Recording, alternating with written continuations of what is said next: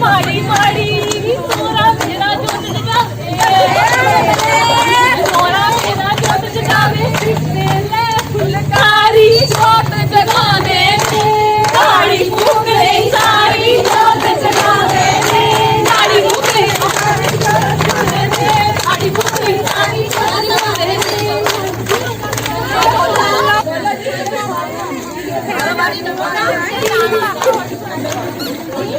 किसे न माया डीसी लग्या किसे न लाड़ेदार मेरे माया डीसी मेरे मरे टिकरी नौकरी रेंदा विच बना की करदा हो लगा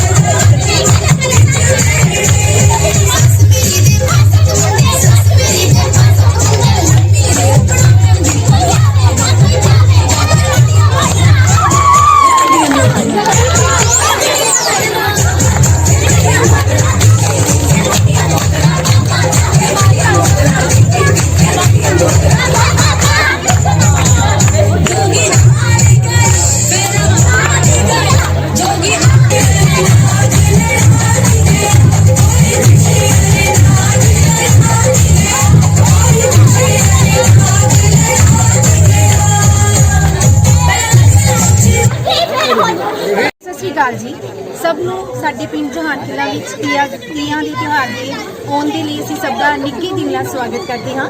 ਸਭ ਤੋਂ ਪਹਿਲਾਂ ਤਾਂ ਮੈਂ ਤੁਹਾਨੂੰ ਇਹ ਦੱਸਣਾ ਚਾਹੁੰਦੀ ਹਾਂ ਕਿ ਤੀਆਂ ਹੈ ਤੀਆਂ ਅਸਲ ਵਿੱਚ ਤੀਆਂ ਮੀਨਸ ਕਿ ਤੀਆਂ ਕੁੜੀਆਂ ਦਾ ਤਿਉਹਾਰ ਹੈ, ਜਿਹੜੀਆਂ ਕਿ ਆਪਣੇ ਪੇਕੇ ਘਰ ਆ ਕੇ ਇਸ ਤਿਉਹਾਰ ਨੂੰ ਬੜੇ ਹੀ ਚਾਵਾਂ ਦੇ ਨਾਲ ਮਨਾਉਂਦੀਆਂ ਹਨ।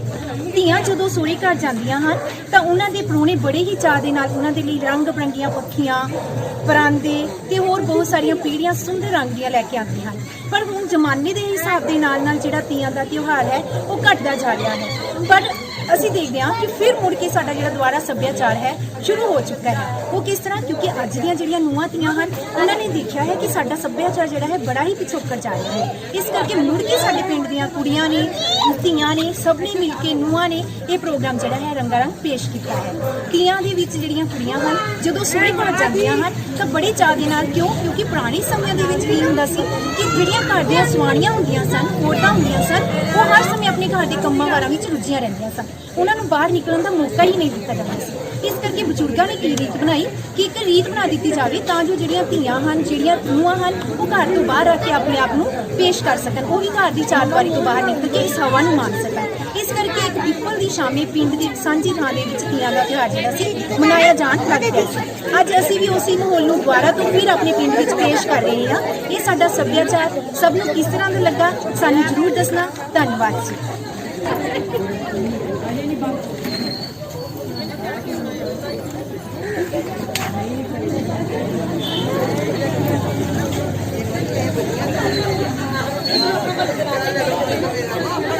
अपना